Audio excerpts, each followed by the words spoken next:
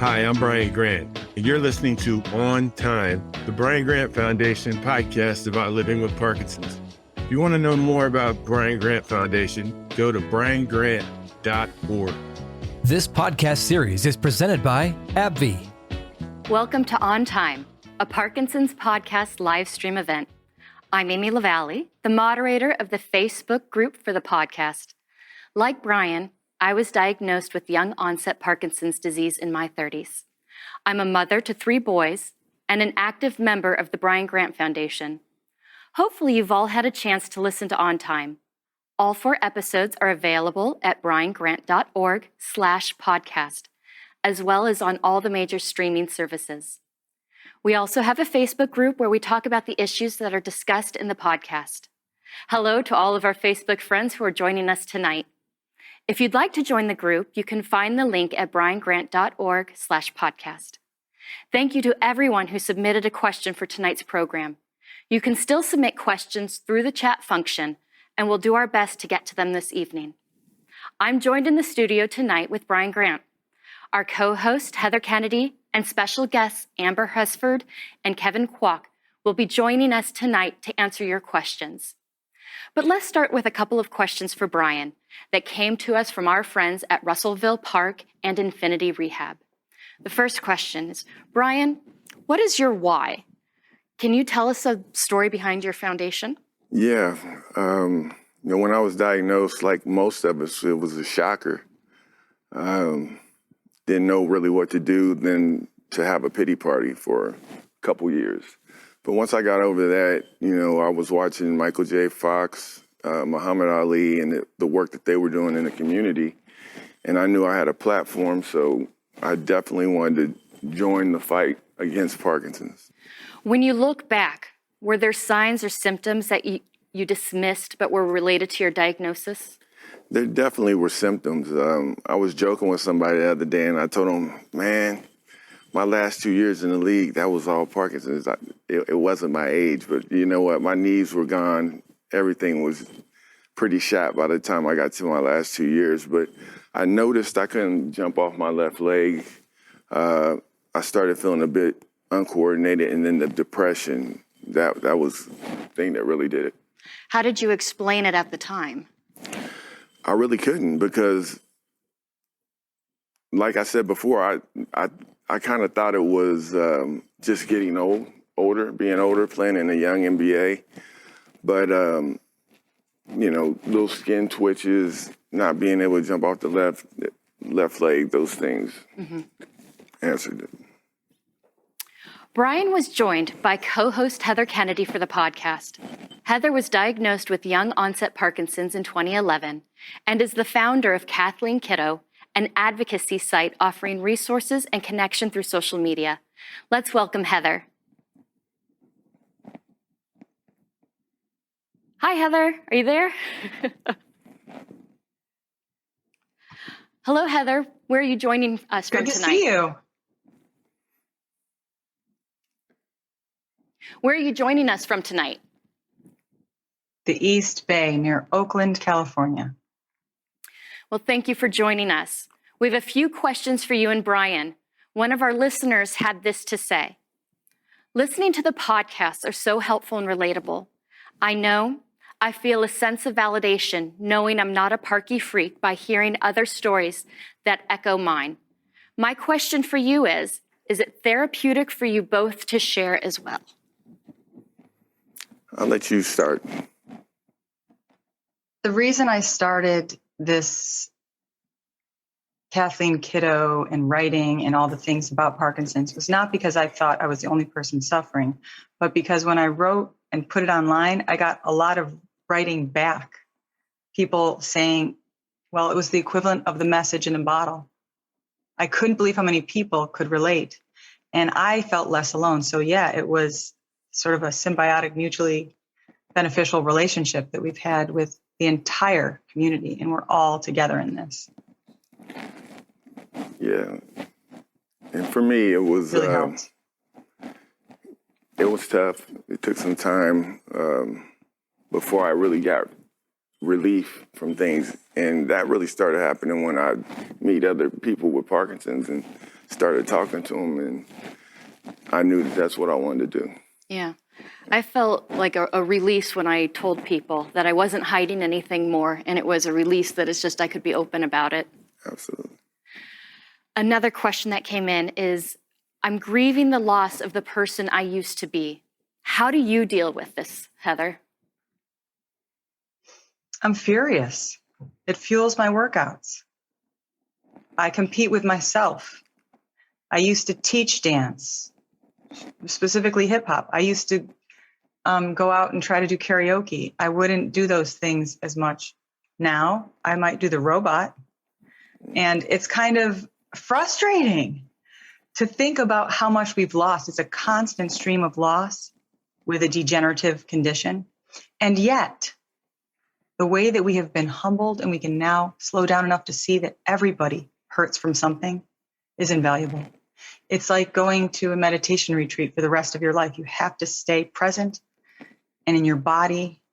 You have to be here now to be able to be in service. So it's like, I'm angry, and yet I'm happy because I have a purpose of writing and helping, and I get to hang out with Brian. I mean, how can I be angry, that angry, and Kevin and Amber, so. Do you want to answer that? Yeah, first of all, I can tell you that's a true statement, because Heather came to my 50th and she was doing the robot all over the place. It was fun. We had a great time, but I definitely grieved the person that I used to be. And whether I had Parkinson's or not, I think that was going to happen to me just because I played basketball all my life. And when it came to an end, it came to an end. But not being able to be in control of my body is something that keeps me grieving it. Mm-hmm. Yeah. I think I grieved who I'm not going to be, who I thought I was going to be, what my future was going to be. That's what I grieve. Well, Heather, what you were saying it makes a good segue into our next question is, do you find that any good has come from your disease? Do you want to elaborate on what you were just saying? I've always been resentful of the phrase, the silver lining, or you look for the good in everything, or just be happy, that toxic positivity. So I don't want to sound like a Pollyanna here, but I feel like the ego gets crushed. People with Parkinson's are really quite beautiful in that they are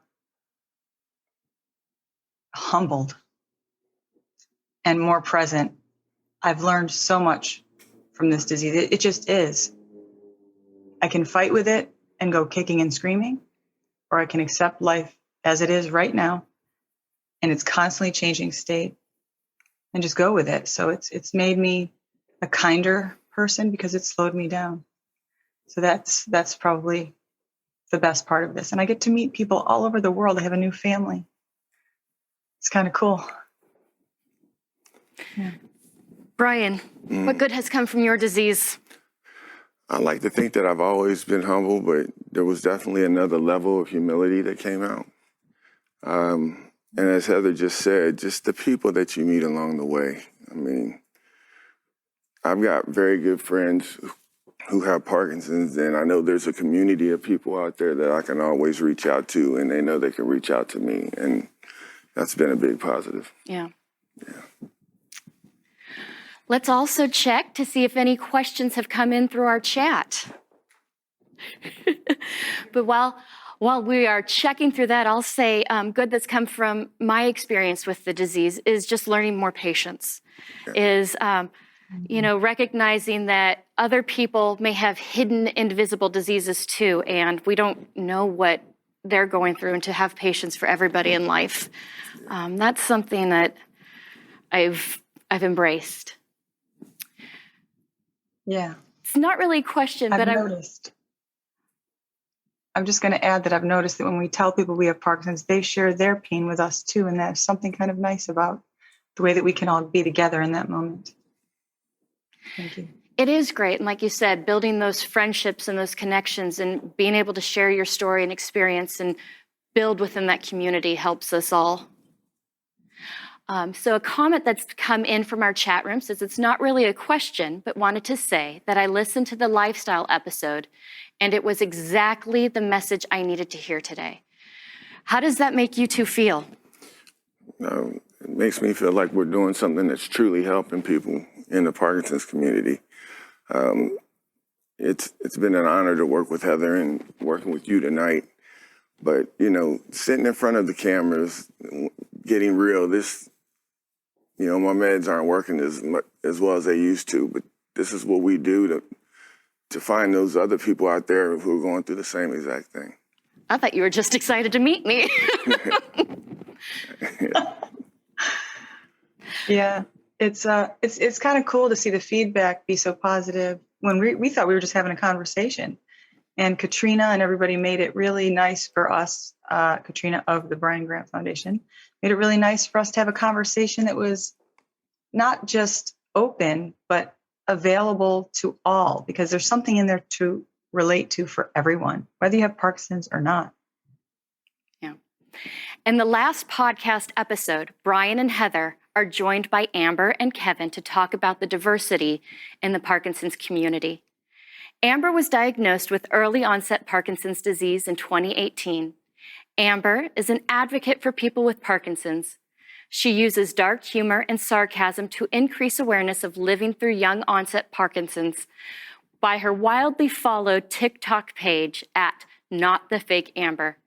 She is a boy mom with 2 sons who live in El Paso, Texas, an avid lifelong wannabe athlete.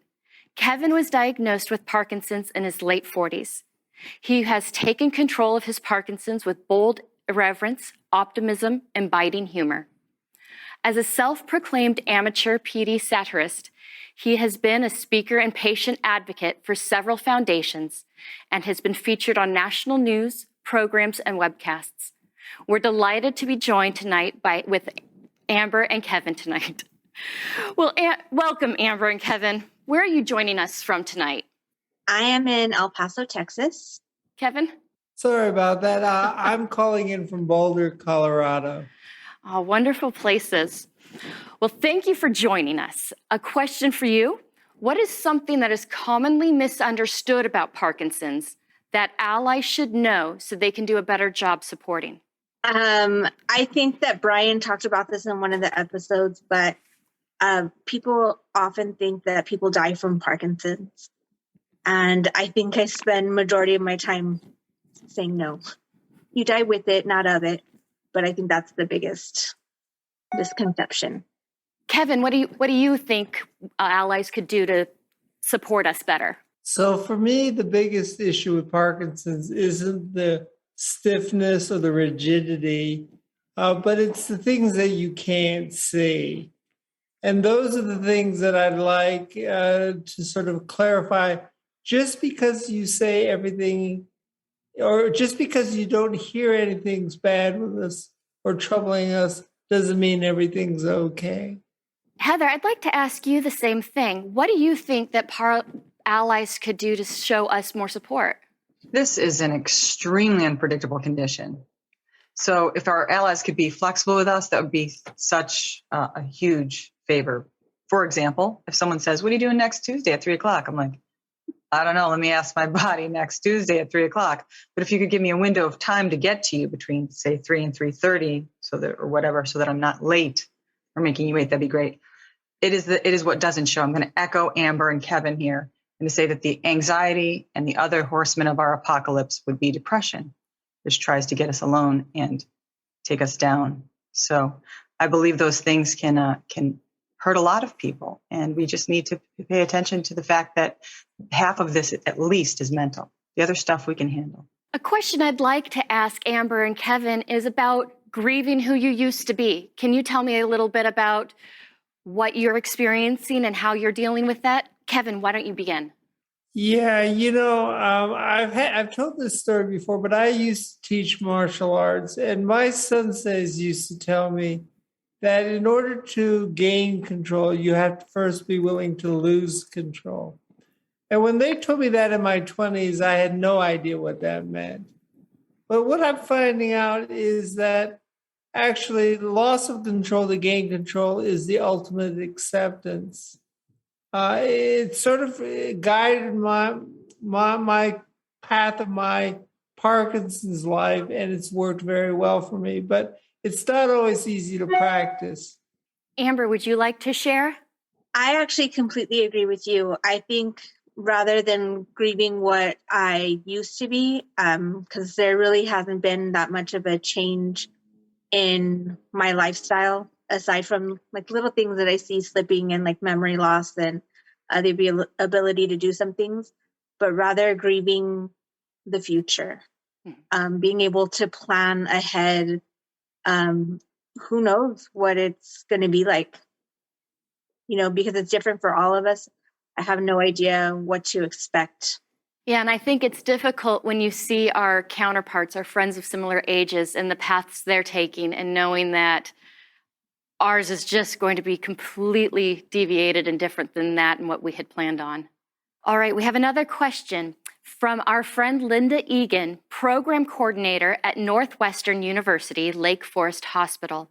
She asks, what is the best thing we can do to support you and other people with Parkinson's? What would that support look like? Kevin, why don't you begin? I think it's patience, really understanding that we go to bed with Parkinson's and we wake up with Parkinson's and we live with it all day long.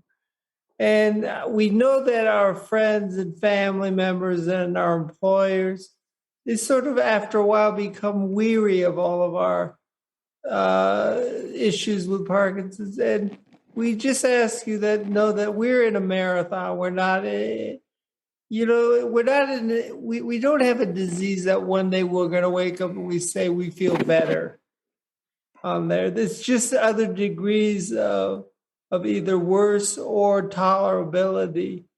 And I just ask my loved ones to appreciate that. That would go a long way for me personally. Amber, what kind of support would you look for? To me, I think that the biggest thing is if somebody were to research it themselves. I'm already struggling going through it to begin with. So if somebody would research and see oh, I understand what you're going through, or I read about that, I know what you're experiencing, rather than me having to explain every time something's coming up, because it's not just the tremors, it's the rigidity or the dystonia or the dyskinesia. And for somebody to already understand and know what that is without me having to explain on top of having to go through it on a daily basis, I think that's the biggest thing to me. Heather, can you tell me what you would look for in support? What is this thing you talk of? Patience. I have no idea what you're talking about, Kevin. I haven't been very patient with my friends, but my friends sure have been patient with me. I am one of the luckiest, most blessed, most whatever you want to call it.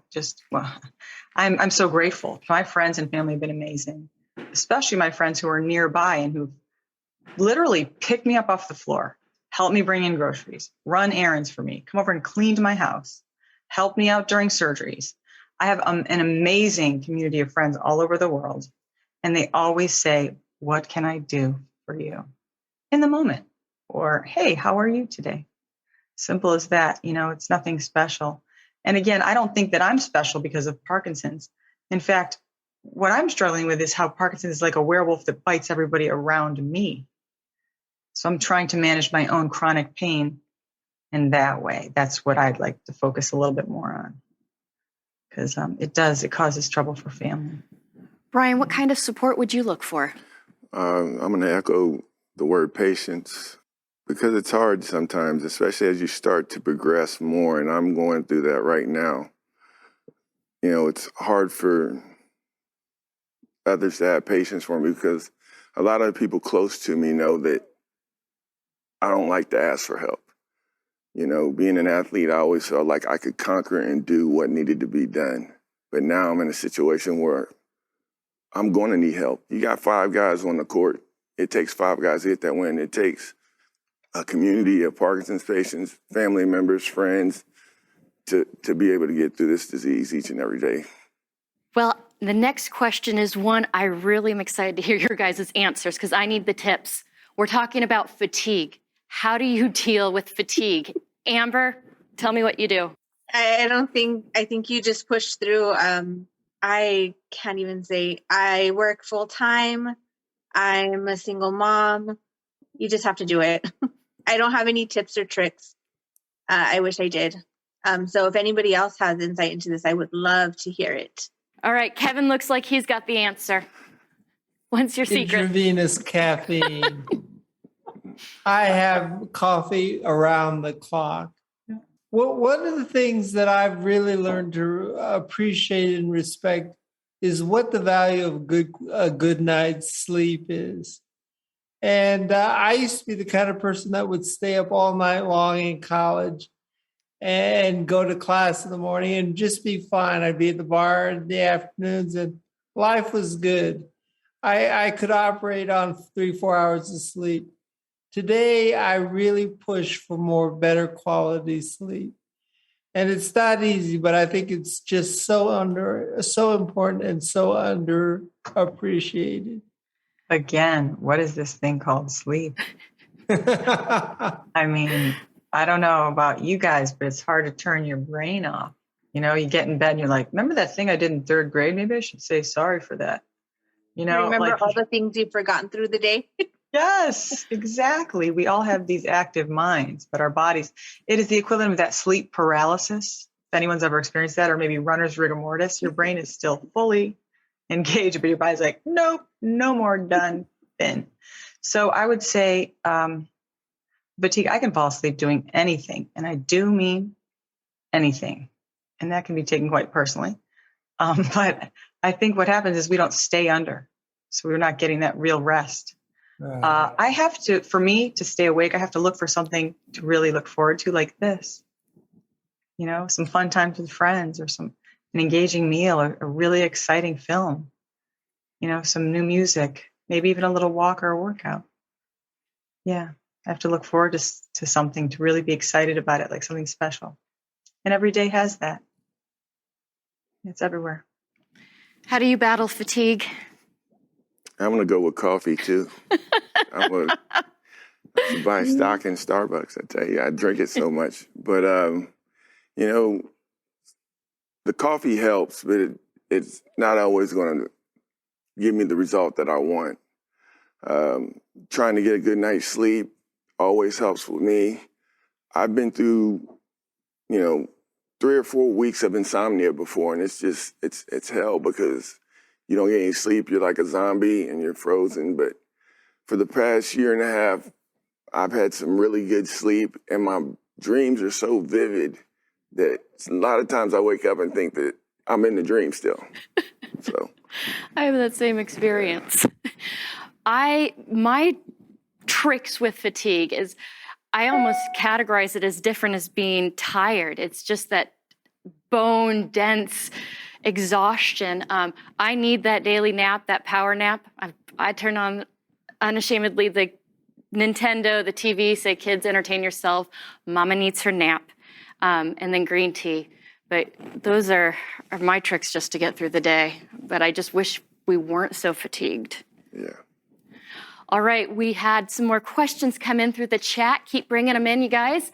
But since being diagnosed, what was the most troublesome course correction that you've had to make in your day-to-day lives? And I see Heather's eyes rolling. She's chomping at the bit. Heather, why don't you start us off? Admitting that I am disabled has been extremely difficult for me. I try to take on everything. I say, yeah, sure, I can handle that. Yeah, sure, I'll do that for you. Yeah, sure, I'll show up at this time and that time. And then I realize I can't even do half of the things I used to do because I'm moving so slowly. If you've ever seen the Carol Burnett show, and this is for you older folks, I'm kind of like moving at the speed of Tim Conway, the slow fall down the stairs. So if I say I'm going to meet you in a few minutes, just remember that's probably like 30 minutes to get my shoes on alone, poking myself in the eye with the mascara, I just can't get moving. So,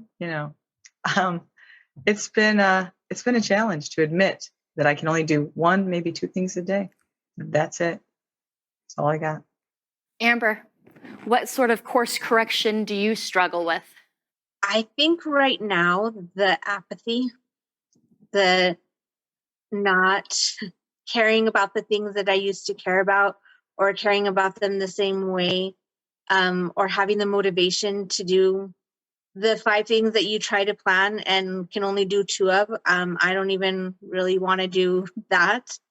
I think that that's the biggest struggle I'm having right now. You know, you at my age, I should be wanting to go out with friends and do fun things, but I have 0 motivation to do it. Yeah, I can empathize with that. I can totally relate that apathy and just not wanting to participate in anything. And it kind of, I then get the guilt that comes in because it's like, oh, my child's play. I don't really want to go. But then you have the parental guilt of, you know, I should go. I should want to enjoy it. And you have that battle of trying to, you know, figure out actually enjoying that time and fight and battling that apathy. Kevin, what has been your troublesome course correction? This is a more recent issue for me, but until this last year, I was still working and making a living and enjoying work.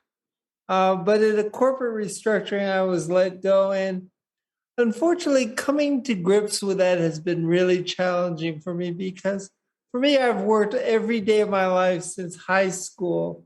And not being able to work was really a blow for me to my self-worth. And so the course correction for me is understanding that there's a reason that happened. There's a reason now that I can focus on my health every day instead of, you know, making that 7:30 a.m. breakfast meeting or that Zoom call. But it hasn't been easy, and I still ruminate about the days of work all the time. And it's something that I'm working on very hard to try to get over. Brian, what about you? That course correction for me would be realizing there's things that were always easy aren't so easy anymore. And I talked about it in a podcast. You know, I'm moving and I'm having a urinal built in my bathroom because I'm a trimmer person. And, you know, never in my wildest dreams did I think I was going to have trouble going to the bathroom. But I do. I mean, it's all over the walls, floor, everywhere. So I get tired of wiping it up. But, yeah, just things like that, things with other symptoms that pop up. Just trying to figure out a way to get through it. Yeah. Another course correction I'd say I have is reestablishing or recategorizing my goals for the day, recognizing that what I used to do 10 years ago is not going to happen today. I have my list, I make the top 2, and just realizing that that's a win if I get those done. And that's something hard for this age, but I'm a work in progress. All right. Another question we had just come in my pre-PD life, I worked in a professional field, always dressed up and glammed out. I still do this, but I opt for comfy clothes, etc. I've had people approach me that don't know I have PD. They ask me what happened. That will throw me into a depression. Who's experienced this? Kevin, why don't you start? Oh, yeah. I tell everyone now that all the clothes that I wear, I buy at REI. There's no such thing as elegant clothes anymore. And I used to be someone with a clothes hound. There are a couple things that on the clothing side, I never wear white clothes anymore because I'm always spilling stuff on myself, either spilling coffee or eating with messy, habits. So that's one of the other things. But there's also a good side to living a life where you just are relaxed. So in a way, I'm trying to turn this situation of enjoying clothes to now enjoying comfort. Oh, I'm right there with you. I think this is the first time I've worn jeans in 3 years, and the only reason is because a lot of people can see me. I'm like, when I got this, I was like, I just want to be comfy, and I know, Brian, you agree too. Absolutely.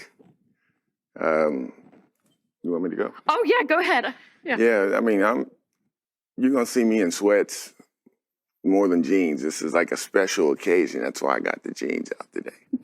But, I definitely like being comfortable. And there are so many things that we have to do and go to. Don't have to, but we do. Like other galas and events. And if I could wear a tracksuit to that, I would definitely wear a tracksuit to that. But just trying to make that transition from wearing a tracksuit to wearing a suit to go to a gala. I'm getting twisted up over there. Well, and I think too, Tying a bow tie on a tuxedo, forget it. When you have Parkinson's, it doesn't work. well, I think too, I kind of put on the air of I'm pulling out the Parky card, and those people may not know I have Parkinson's, but in my head I do, and I'm just like, I kind of say, just to you, I have Parkinson's, and I feel great, and I look great to me, and I brush off their opinions. So I try not to let people, the outside people in and bother me anymore. Heather, have you experienced this? Yes. I'm really into adaptive situations, adaptive clothing, adaptive shoes, like, the Kizik's that we tried on the other day. And I've kept my hair short just because it's easy. I can just kind of wake up, put some product in and kind of do this instead of the long hair that I used to have that was taking so long and I would get it highlighted and everything. Forget about it. I mean, you can be vain and have Parkinson's, sure. I mean, come on, but you cannot worry too much about how you appear to others. So I would say that when someone tells me, oh, you look so tired, or what happened to you? I'll be like, I know, right? You should see the other guy. What are you going to do, Like, and we age too, and that's okay. I'm looking forward to my face turning into crepe paper. It's going to be awesome. And Amber, with your gorgeous hair, have you experienced this? Or? Fabulous. I mean, there's things that I miss. I miss wearing heels, which you can't do when you can't balance or you have trouble walking or you shuffle. I do right now refuse to not do my makeup because I'm trying to hold on to that dearly. And I do miss pulling up my hair. So this isn't my hair. This is wigs for after brain surgery. I miss pulling up my hair. But looking good. You are looking great. Brian, does Parkinson's ever make you daydream or your mind wander? I feel bad blaming it on Parkinson's, but it does because I've always been a daydreamer and a wanderer. It's meetings, things like that.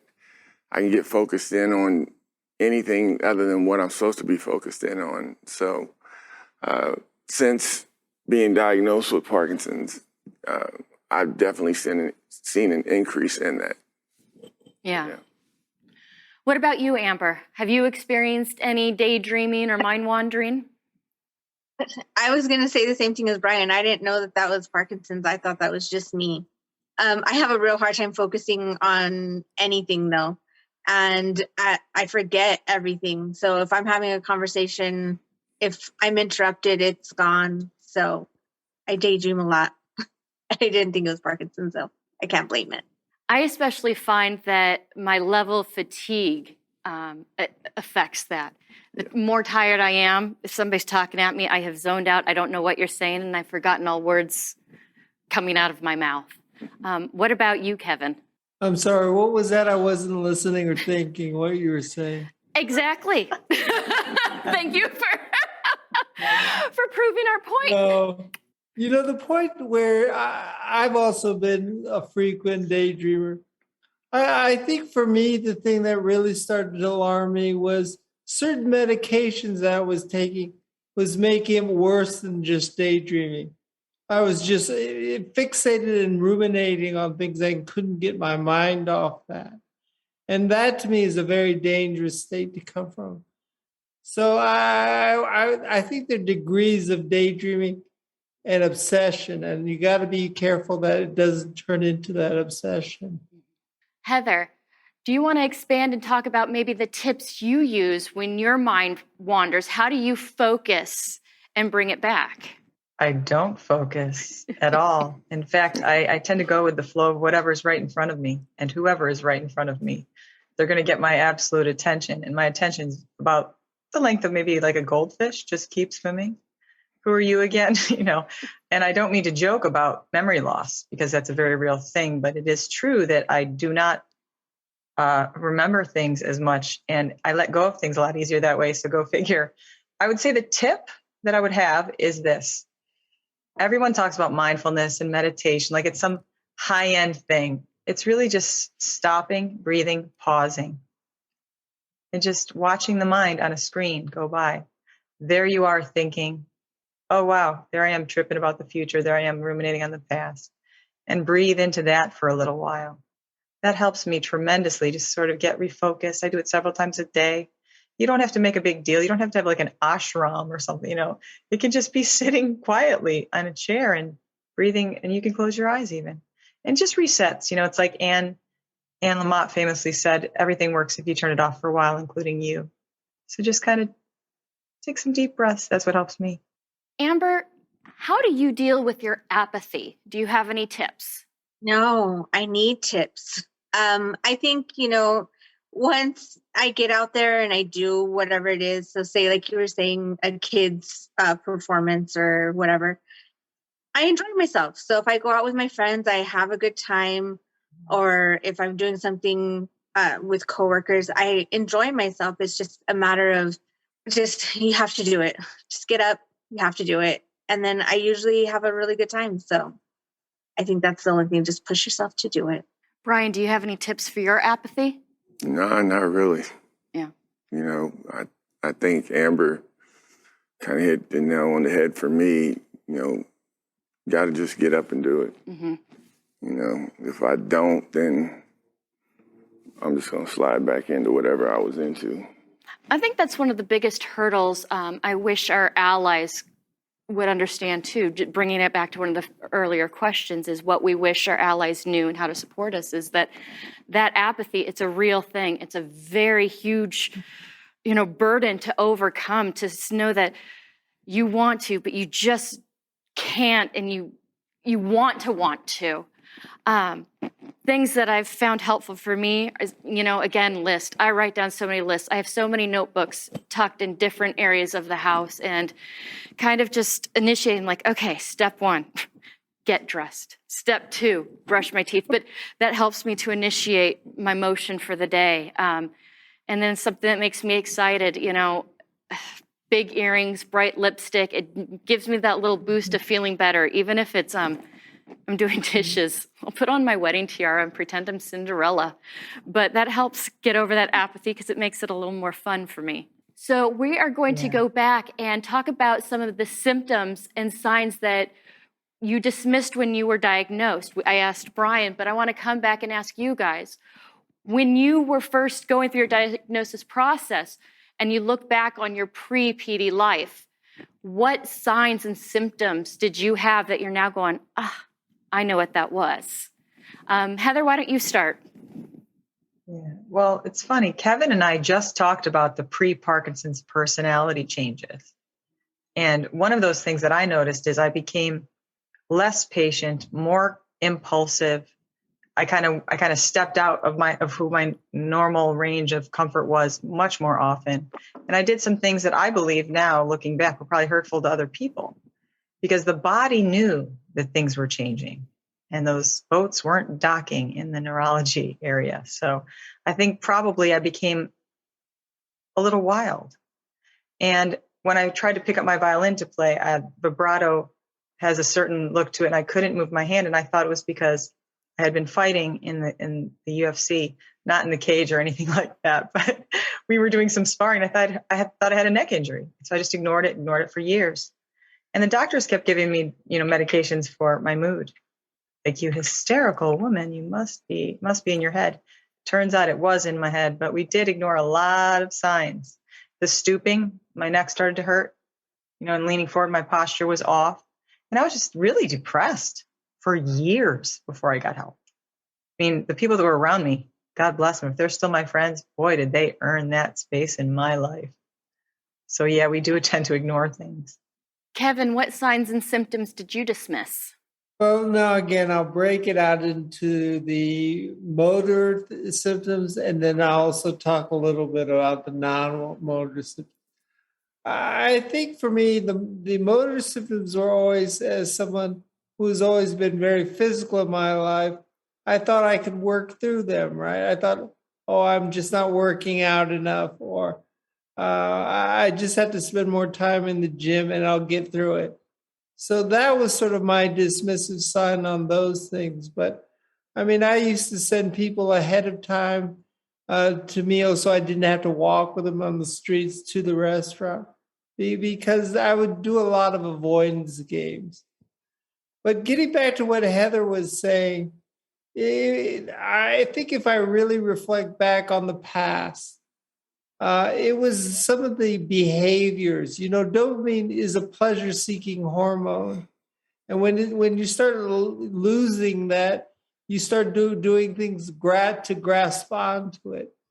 And so I think that was some of my behaviors that were very hurtful to other people were based on that grasping, for one last thrill or one last go at it. And I really regret those. Amber, would you like to share? I mean, my major symptom was the tremor. And so initially my dad had to push me to go because I was like, maybe it is anxiety or maybe I just had too much coffee because I can't drink coffee. It makes my tremors so much worse. But also I remember when my son was little, he would tell me that they were not scratch flops. They were flip flops because I would drag my feet. So that was probably something that I ignored. And that was probably something related. Yeah, mine was I was pregnant with my third son, and I was starting to get the tremors and twitches in my toes, but I explained I was pregnant. Baby sitting on a nerve, that's what's going on with my body. But afterwards, it was the extreme anxiety. I knew something wasn't right. I was always a pretty active person, go out any adventure, take it on, I'll bring it on, I can do it. And all of a sudden, I was in a ball in my kitchen crying because I couldn't make dinner, and I knew something wasn't right. How are you afraid of your disease progressing, Brian? I definitely have fear of where I'm going to be at in the future with this disease because I've met so many people in different stages in their life. We're all different, but we all end up dealing with it kind of the same way. I'm sorry. It's like anything else. I mean, I could be afraid and worry about it, but it's going to do what it's going to do. So long as we are out here doing what we need to do, whether it's exercise, nutrition, learning more about this disease, the drugs that help us, then for me, I think that'll push some of the fear to the side. Yeah, you don't want to waste your good time, your present time on fear. No. But for our panel right now, what is something, I don't know if I necessarily like the fear, but what is something that does give you anxiety about this progression of this disease? I mean, let's be real, we all worry about it. Kevin, why don't you start?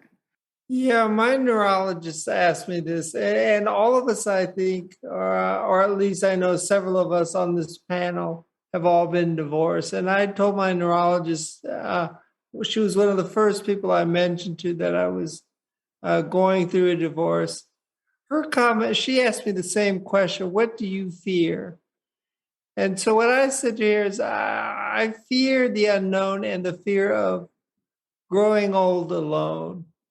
And what was her response was laughter, which just cracked me up because she said, Kevin, knowing you for these several years, you're the last person I can ever imagine in the world being alone. And so if you fast forward several years from the divorce, I now have a wonderful girlfriend who's so supportive. I feel very lucky in my life. So that fear played itself out even in a better way for me in some respects. Amber, is there anything that you fear about the future? I was going to say, I've been single for 10 years and I didn't even think of that. That's like off the plate for me. To me, it's the fear of the unknown, not knowing how to plan. I mean, are you going to get to enjoy any sort of retirement? What's it going to be like with my kids when they have kids? Am I going to be able to help them in any way or be involved? Yeah, there's so much. Yeah, I'm right there with you. I've got a lot of fears, and again, this guilt of, me, will I be able to go back to work? Am I going to work? What can I do? And that puts a lot of pressure on my husband. And then my kids, we're still paying off our college loans. So how do I do that? If I haven't worked, how do I get disability? It's all of these practical financial life, concerns I have. And that's a fear for the future. And how are we going to pay for our kids' college? And then something a little more vain that I experience is I like my smile. I like my dimple. And I'm really scared to see that go because I feel like it's so much of my spirit and, who I am. And I just, if that face starts freezing, I just feel like there goes my personality. That's something I fear. Heather, what about you? Yeah, just to add on to what you just said, I would definitely say it prevents us from being able to communicate with the outside world. And being isolated is a feature of this disease that is actually the killer, the real one that takes us down. Isolation is brutal. So many studies have been done about staying connected. My fear is that I'll become a burden. A few of us on this panel have watched people that we love die. And when you're around the bereaved, too, I've done some work with the bereaved through various organizations, and you really listen. Their regrets are that they didn't love more, or they didn't reach out more, they didn't connect more, and destroy the barriers between us. That for me is what I'm afraid of, that I won't do that in time. And that I'll never finish my books. I have like 17 books that I want to publish. It's about time to get them done, Come on, Kennedy, let's do this thing. So, I do have some fears, but being a burden is definitely the number one. Kevin, you'd have something you'd like to add? Yeah, I was just having a conversation earlier today with a friend of mine, Davis Finney, who lives here in Boulder and lives next door. We were chatting because I broke my rib the other day, which is really painful. And it was doing it probably in a way that I was over pushing myself. And someone else came up to us and says, "Now you should probably stop doing anything where you can fall." And my comment, which Davis overheard, was that I don't fear falling, but what I fear is the day that people don't let me fall. And so for me, that means that I've hit the end and people just are trying to put me in a cocoon. And to me, that's a fearful stage to be in. Mm-hmm. That is a fearful stage to be in. I highly doubt that you will be let to fall, though. You're going to be surrounded by this wonderful, beautiful community. You fall and people will pick you up, right? Yeah. And you fall and it's part of your course of disease and you get yourself up. Yeah. So that's the thing that I worry about is now that means I'm approaching late stage. Yeah. Yeah. That's right. Nobody puts baby Kevin in the corner. I mean, nobody. That's never going to happen. What good has come from your disease? Amber, what good has come from this for you? Meeting all these people. I would have never imagined the opportunities it's opened up to meet different people. I will say I'm very shy and introverted. I'm not one for speaking in public. But since I got on TikTok, that has definitely changed, which has made things easier in life just to talk to people that I would have never imagined in a million years. But I mean, I'm sitting here with all you guys, and that would have never happened before because I was boring. I mean, I still am, but. You're not boring, Amber. What about you, Heather? Or I think we already asked you that, didn't we? Kevin. I just want to give a quick shout out to Mike, who runs another podcast with me, because he's the one who found Amber. And he's like, you have to see these TikToks. She's so entertaining and so much fun. And it's always different and a different message. And so I would say, we can just keep things fresh together like that. That's pretty cool. Anyway, just wanted to add that. Well, one thing that's good that's come from this disease for me is also recognizing just to take advantage of the opportunities life gives you. Don't just sit on the bench and let it pass before you. It's, again, getting over that apathy, but just saying like, heck, I'm not going to sit back. I'm going to take that trip. I'm going to enjoy myself more because I have this Parkinson's card that gives me the permission to do that. So we are going to be coming to an end soon, but I wanted to ask everyone, What is one thing you would like a newly diagnosed person to know? And Brian, we'll start with you. The thing I'd want someone who was newly diagnosed to know is that they're not alone. That's the biggest thing, because I knew coming in that there were two big celebrities in Michael J. Fox and Muhammad Ali that had it, but I still felt alone because I felt like no one in my family had the disease and was just trying to seek out. But definitely that they're not alone. Yeah. What about you, Amber? What is your advice to somebody who's been newly diagnosed? Try to be positive. I know it's a really difficult disease, but a positive attitude actually really makes the world of difference. And it's not a death sentence. You can still live a really fulfilled life. So, like you said, get out there and do it. Kevin, what is your advice? Yeah, I'm with Brian on this one. It's that there are people who've already walked in our shoes, and you can learn from those people. And don't be afraid to reach out to them, because it's people like us that help other people when we tell our stories. And so they become the next generation to help someone else. And it's just part of that cycle until we one day find a cure. Heather, what would you tell a newly diagnosed person? Our community is worldwide. It is rich in all kinds of human resources. You will learn more from your peers than from anyone else because you are around them more.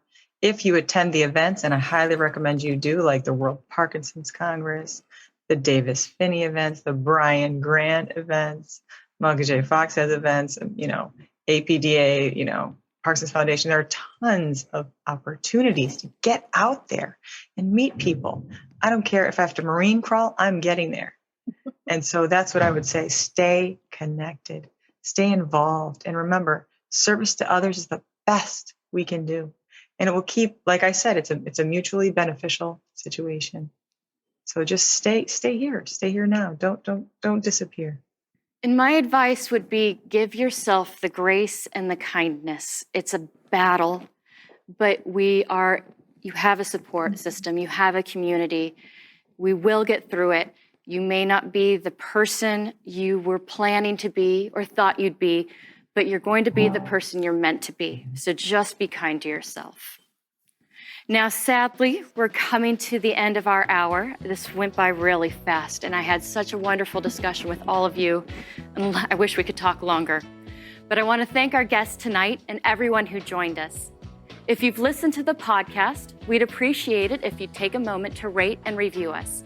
And as we prepare for our next season, please share your comments and feedback with us at info@briangrant.org. Until next time, thank you so much and have a great night. The Brian Grant Foundation provides tools to improve the well-being of people with Parkinson's. You can help us make a difference in the lives of people with Parkinson's by donating online at briangrant.org. AbbVie is dedicated to helping people with Parkinson's get more on time in the day. AbbVie is the presenting sponsor of this podcast series. Visit briangrant.org/podcast to learn more. And a special thank you to Raphael Sadiq for providing the music for this podcast. This podcast is produced by Brian Griggs and Griggs Productions. Learn more at griggsproductions.com.